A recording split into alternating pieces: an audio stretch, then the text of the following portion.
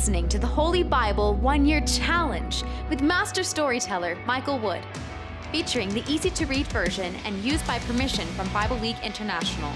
Enjoy the show!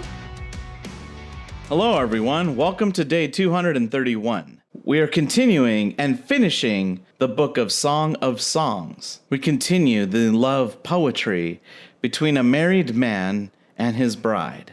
We also get to hear a little bit from the women of Jerusalem who speak to the woman in the poem, and she responds to those women as well as speaking to her man, and he has the opportunity to speak to her as well. One interesting note is in chapter 7, verse 13, there's the mention of mandrakes. Now, mandrakes were a plant that was used to strengthen sexual desire. The Hebrew word is similar to the word meaning to make love. The roots had this sort of human form, and so people thought that they could help women get pregnant. They also called mandrakes the love apple. And we're also continuing in the book of 1 Corinthians. And Paul centers his discussion on the word love. And he defines what love is and expresses how important it is. That you can have the greatest gifts. You could even be a prophet. You could perform miracles. But without love, it is all worthless. Many people try to memorize 1 Corinthians chapter 13, verses 4 through 8, as it defines love and is a good reminder of the standard that all believers must hold to. Because even Christ said that the greatest law is to love one another as he has loved us. So what does that mean exactly? And that's what this definition brings us to. If you enjoy the show, visit me at patreon.com/storymaster. You'll find the link in the description box below. By contributing as little as $1 per month, you will enable me to continue this ministry, and you'll get cool rewards too. Together, we're going to get through the Bible in 1 year. Let's get started.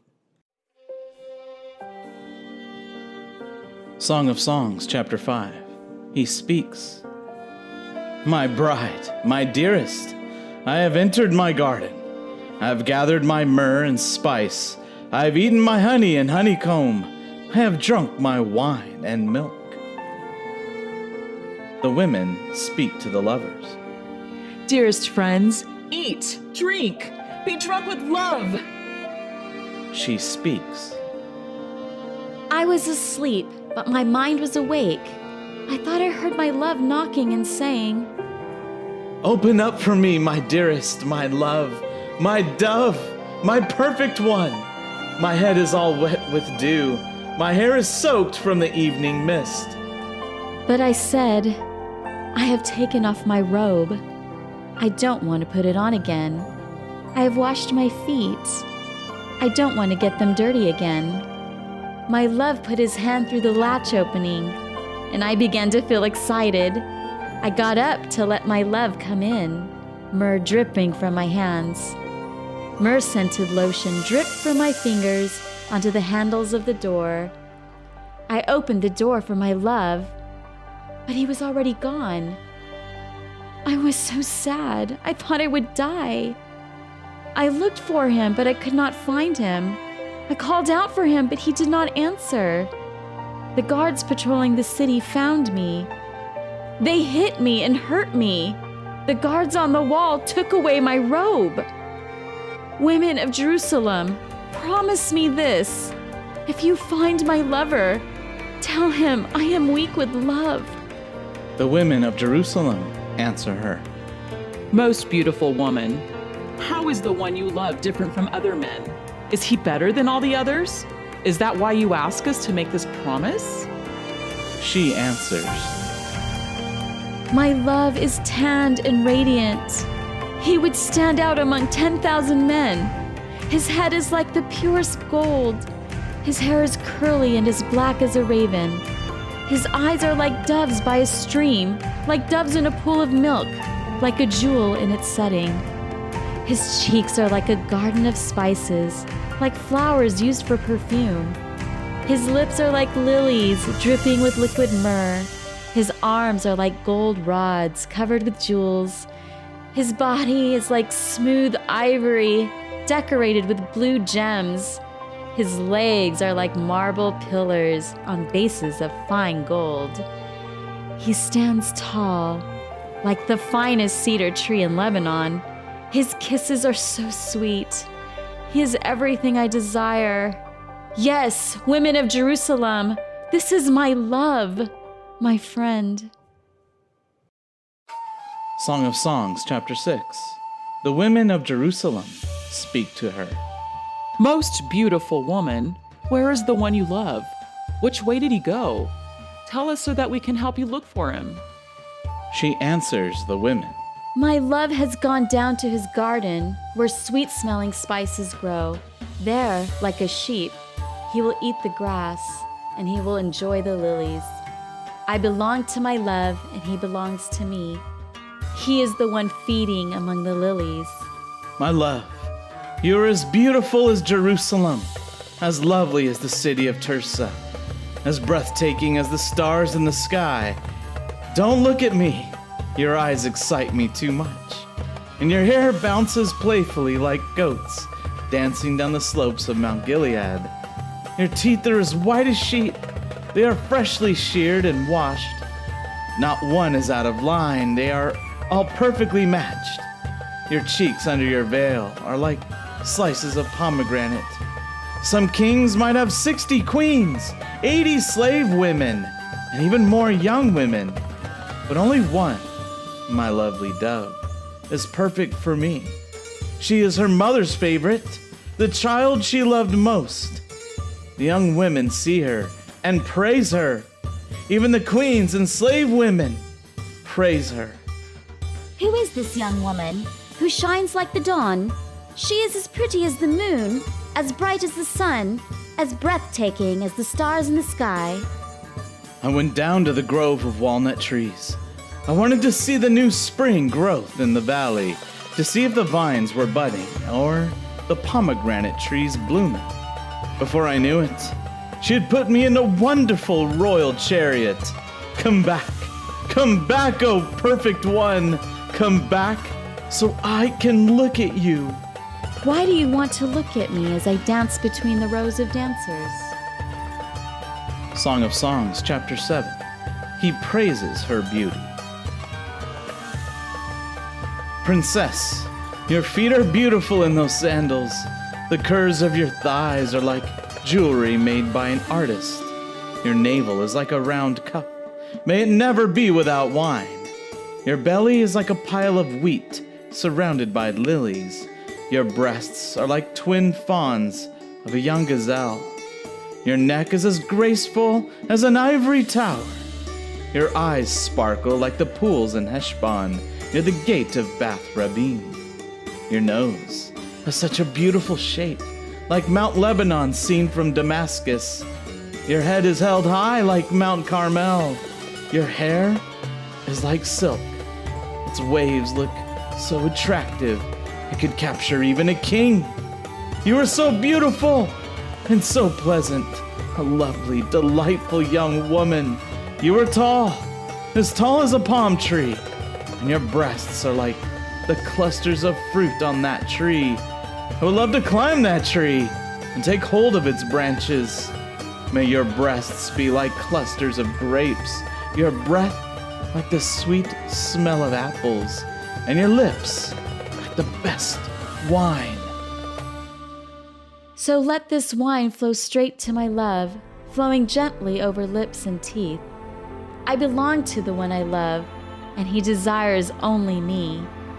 Come, my love, let's go out to the fields and spend the night in the countryside. Let's get up early and go to the vineyards. Let's see if the vines are budding yet. Let's see if the blossoms have opened and the pomegranate trees are in bloom. There, I will give you my love. You can smell the mandrakes and all kinds of delicious fruits that are stored over our door. I have saved many pleasant things for you, my love, pleasant things, old and new.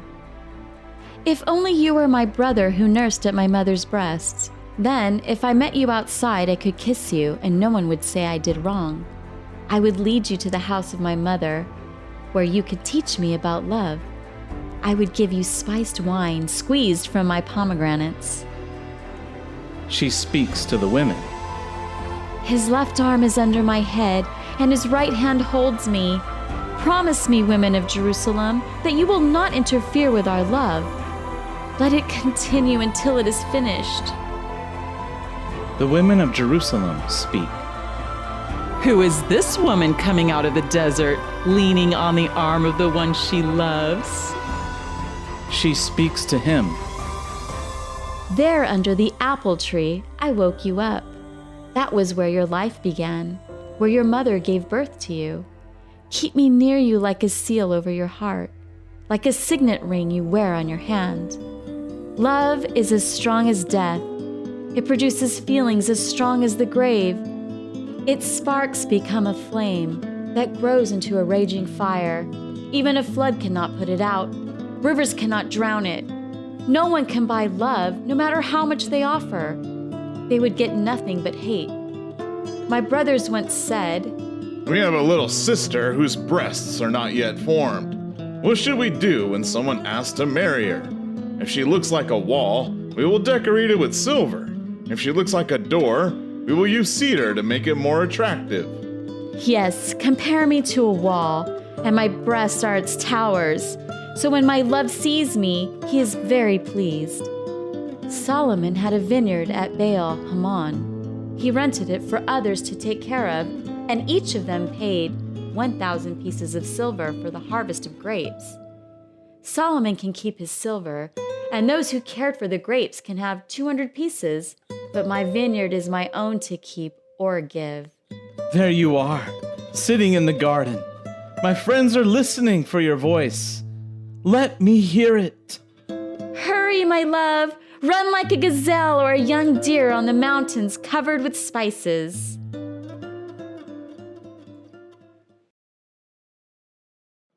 First Corinthians chapter 12, verse 27 to 31.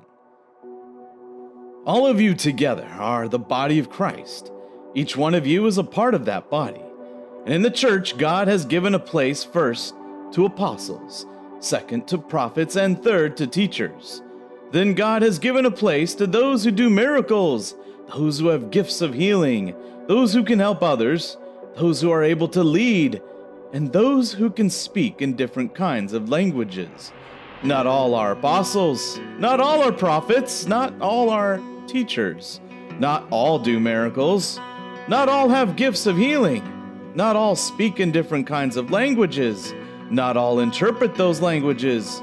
Continue to give your attention to the spiritual gifts you consider to be the greatest.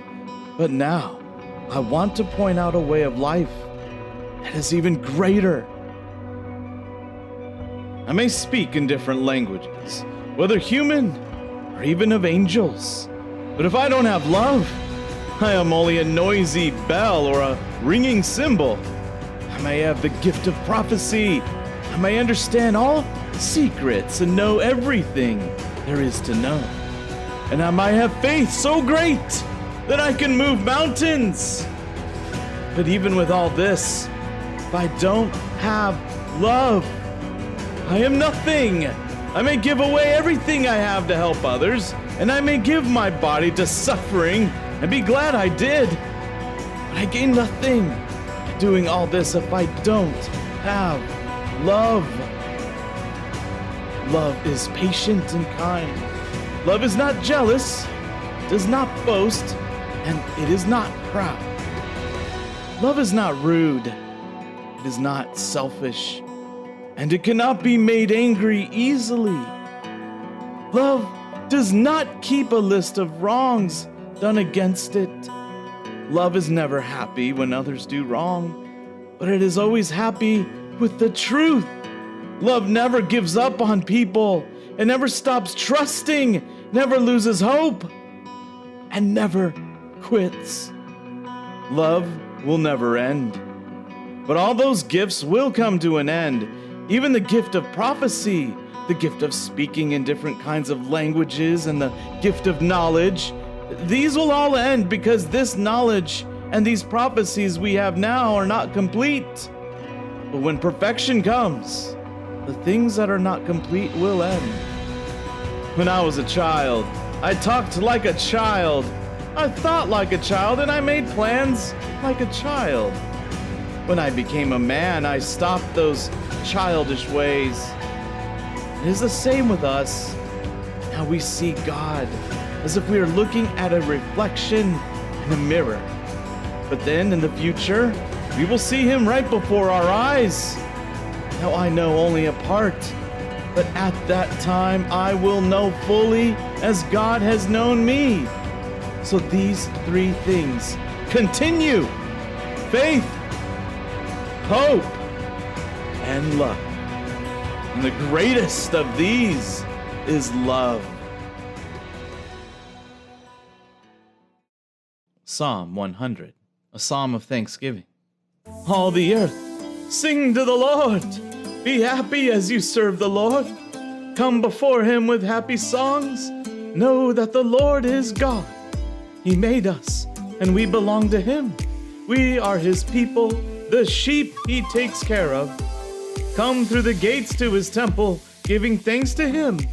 Enter his courtyards with songs of praise. Give thanks to him and praise his name. The Lord is good. There is no end to his faithful love. We can trust him forever and ever. Thank you, everyone. That was day 231. Join us for day 232. We're coming back with 2 Chronicles chapter 10. Solomon, the one who wrote the amazing poetry and built palaces and temples, is now gone, leaving his son Rehoboam with the kingdom. What will his son do with it? To give you a hint, things go literally and figuratively south. And in the book of 1 Corinthians, Paul examines once again the spiritual gifts, but this time, with his own commentary, explains which gifts are beneficial for believers and the church. We hope you enjoyed today's verses. Be sure to leave us a positive review and to share this podcast with your friends and family. Please join us for the next episode as we experience the Bible in 1 year.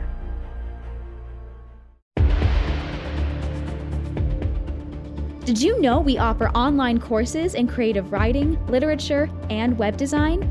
Visit us at storymaster.online to learn more.